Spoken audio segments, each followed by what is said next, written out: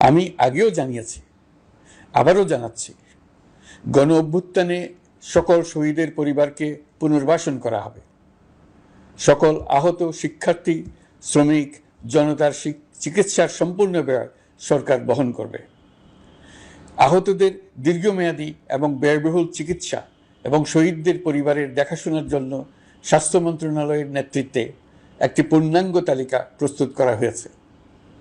এখন এই নতুন তথ্য পাওয়ার ভিত্তিতে এই তালিকা হালনাগাদ করা হতে থাকবে।